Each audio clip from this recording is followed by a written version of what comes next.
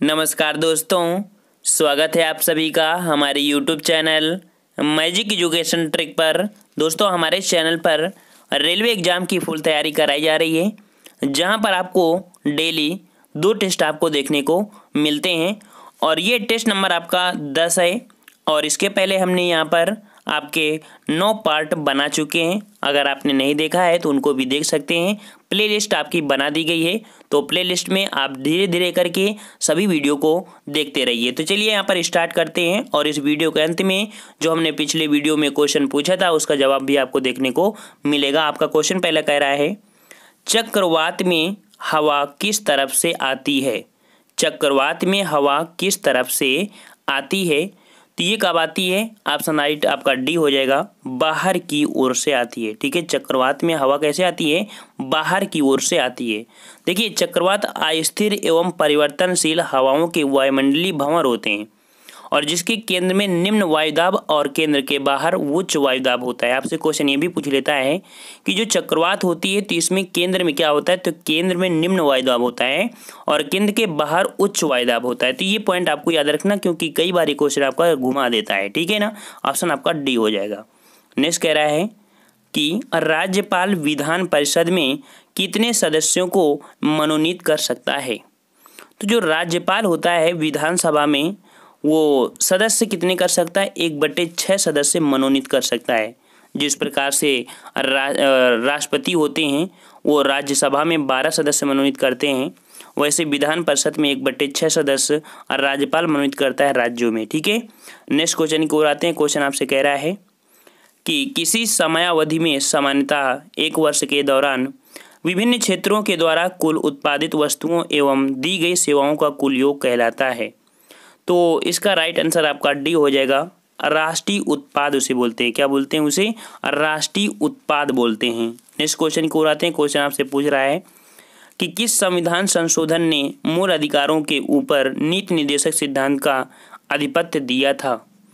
ये right answer इसका ये हो जाएगा 42वां संविधान संशोधन, अर्थात 1976 में हुए 42वें संविधान संशोधन के तहत प्रथम मूल अधिकार पर नीति निर्देशक तत्व को प्राथमिकता दी गई थी और अनुच्छेद 31 की ग को जोड़कर एक प्रावधान किया गया कि नीति निर्देशक तत्वों को प्रभावी करने के लिए मूल अधिकारों में संशोधन किया जा सकता है। ठीक है, ऑप्शन राइट आपका 42वां हो जाएगा। नेक्स्ट क्वेश्चन हमसे पूछ रहा है, महमूद शाह को पराजित कर मालवा पर विजय के उपरांत विजय स्तंभ के निर्माण किसने करवाया था? तो विजय स्तंभ का जो निर्माण करवाया था वो करवाया था, ऑप्शन राइट आपका 5 का हो जाएगा ये नंबर, राणा कुंभा ने करवाया था। ठीक है, महमूद शाह को पराजित कर मालवा पर विजय के उपरांत विजय स्तंभ किसने बनवाया था? तो राणा कुंभा ने बनवाया था। नेक्स्ट कह रहा है, सांभर झील से भारतवर्ष का कितना प्रतिशत नमक उत्पादन किया जाता है? तो सांभर झील से जो उत्पादन किया जाता है आपका 9% किया जाता है। कितना प्रतिशत? 9% किया जाता है। आपको बता दें, रेलवे एग्जाम एक इस प्रकार से एग्जाम लेता है जिसका कोई एरिया फिक्स नहीं होता है, कहीं से भी कुछ क्वेश्चन उठाकर रख सकता है। तो इसलिए आप डेली का डेली हमारे चैनल से प्रैक्टिस कर सकते हैं और आपको चैनल तो बहुत मिलेंगे, लेकिन ऐसे प्रैक्टिस सेट लाने के लिए और ज़्यादा से ज़्यादा आपको उन चीज़ों से अवगत कराना जो आपके नए नए क्वेश्चन आपके बनते रहते हैं, आए हुए क्वेश्चन को सॉल्व कराना, हर प्रकार से हमारी जिम्मेदारी है कि आपको यहाँ पर हर एक प्रकार से आपको अवगत कराएंगे हर एक क्वेश्चन से। तो यहाँ पर 9% तक नमक उत्पादन किया सकता है यहाँ से। ठीक है ना। नेक्स्ट कह रहा है, भारतीय प्रशासनिक ढांचा का मॉडल निम्नलिखित में से किस देश से लिया गया है? तो भारतीय प्रशासनिक जो ढांचा है वो कहाँ से लिया गया है? ऑप्शन राइट आपका यहाँ पर हो जाएगा सी नंबर, कनाडा से लिया गया है। अर्थात भारतीय प्रशासनिक ढांचा का मॉडल लिया गया है आपके कहाँ से? कनाडा से लिया गया है। ठीक है, कनाडा से। नेक्स्ट कह रहा है, भारत व पाकिस्तान के बीच की सीमा का निर्धारण करने वाली रेखा बताइए। भारत और पाकिस्तान की बात कर रहा है। तो भारत और पाकिस्तान जो है रेड अलर्ट, अर्थात यहाँ पर कह सकते हैं कि 8 का ऑप्शन आपका सी हो जाएगा। और रेड क्लिफ रेखा है और यह भारत और पाकिस्तान के बीच सीमा रेखा है जो 1947 ईस्वी में रेड क्लिफ द्वारा भारत पाक विभाजन के बाद तय की गई थी। ठीक है, जो कि एक कृत्रिम विभाजन है, जो कि विदेश के लोगों ने इसे यहाँ पर अलग किया है। नेक्स्ट कह रहा है, दलदली एवं भूमध्य रेखीय उष्ण आर्द्रता वाली वनस्पति को किस वर्ग में रखा जाता है? तो जो दलदली व भूमध्य रेखीय उष्ण आर्द्रता वाली वनस्पति होती हैं उसको किस वर्ग में रखते हैं? तो वर्ग हो जाएगा आपका यहाँ पर बी नंबर, जिसे बोलते हैं हाइग्रोफाइटा। क्या बोलते हैं? हाइग्रोफाइटा उसे बोलते हैं। नेक्स्ट कहता है भारत के राष्ट्रपति पद के चुनाव प्रक्रिया में कौन भाग नहीं लेता है? तो भारत का जो राष्ट्रपति होता है उसका चुनाव प्रक्रिया में देखो आपका राज्यसभा भाग लेता है, लोकसभा भाग लेता है, विधानसभा, लेकिन विधान परिषद नहीं भाग लेता। ये आपको पॉइंट याद रखना है, ठीक है। विधान परिषद भाग नहीं लेता है, ठीक है। नेक्स्ट कह रहा है सरदार स्वर्ण सिंह समिति की अनुशंसा पर भारतीय संविधान में 42वें संविधान संशोधन के तहत क्या जोड़ा गया था? तो 42वां संविधान जो संशोधन हुआ था उसमें आपका जोड़ा गया था 11 का ऑप्शन राइट यहाँ पर क्या हो जाएगा? बी नंबर, मौलिक कर्तव्य जोड़े गए थे, ठीक है। क्या जोड़े गए थे? मौलिक कर्तव्य जोड़े गए थे। ऑप्शन राइट आपका बी हो जाएगा। नेक्स्ट कह रहा है उत्तरी सागर को बाल्टी सागर से मिलाती है, अर्थात उत्तरी सागर और बाल्टी सागर के बीच जो जल संधि है या नहर है वो उस नहर का नाम पूछ रहा है। बहुत बार आपका रेलवे एग्जाम में पूछा गया है। तो ये ऑप्शन बी आपका कील नहर है। जो कील नहर है वो उत्तरी सागर को बाल्टी सागर से मिलाती है। नेक्स्ट कह रहा है मदर टेरेसा का जन्म कहाँ हुआ था?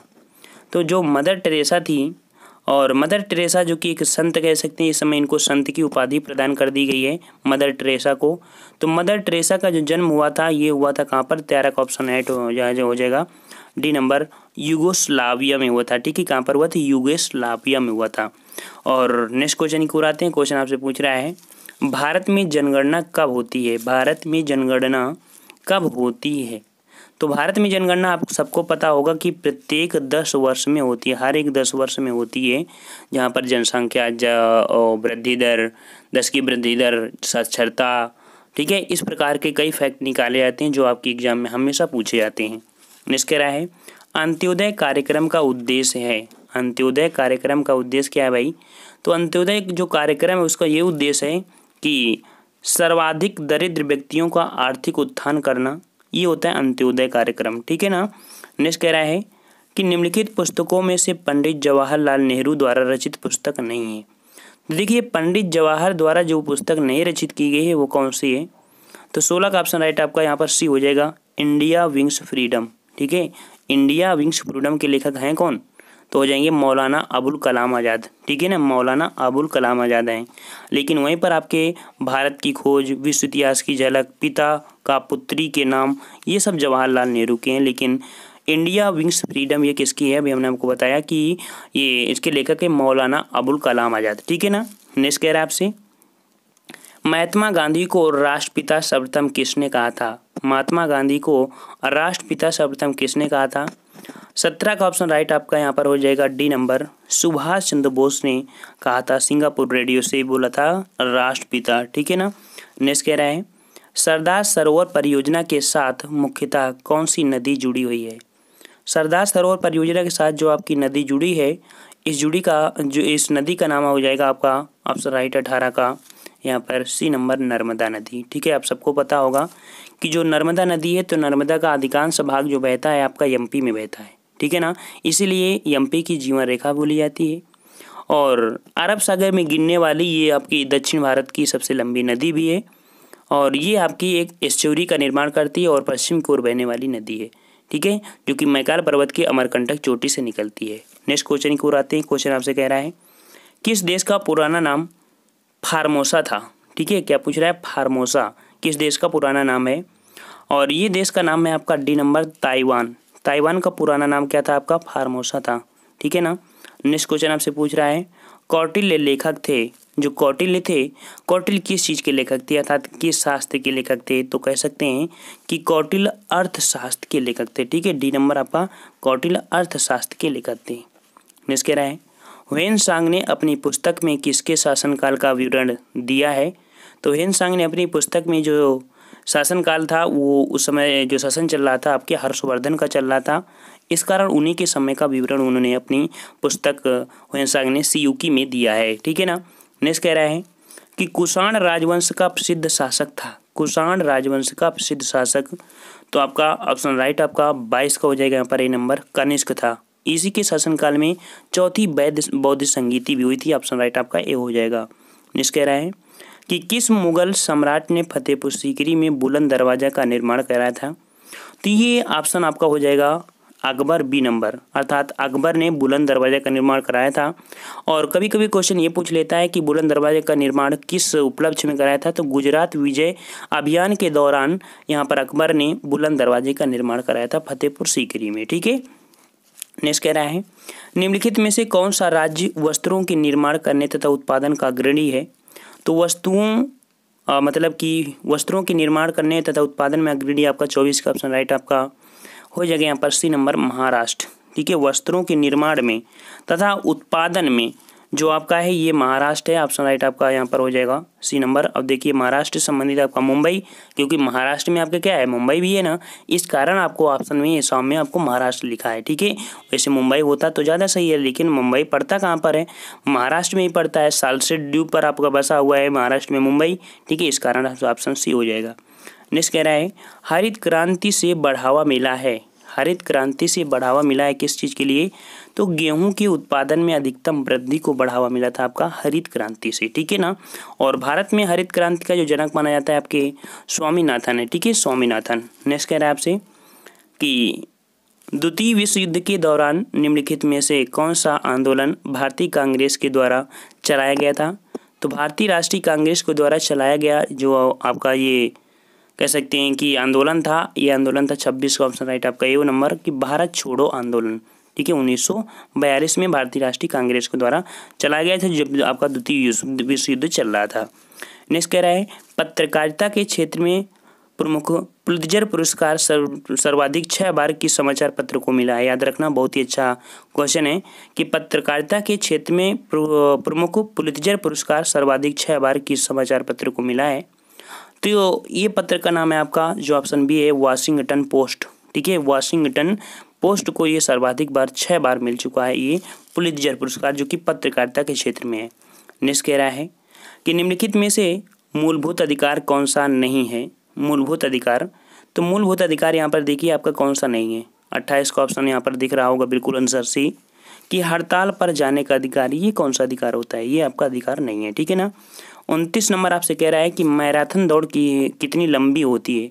मैराथन दौड़ की कितनी लंबी होती है, ये 29 का ऑप्शन आपका हो जाएगा यहाँ पर कह सकते हैं कि बी नंबर आपका 26 मील 385 गज। ठीक है, 26 मील 385 गज या किलोमीटर में निकालेंगे तो लगभग ये निकलेगी आपकी 42.195 किलोमीटर निकलती है। ठीक है, किलोमीटर।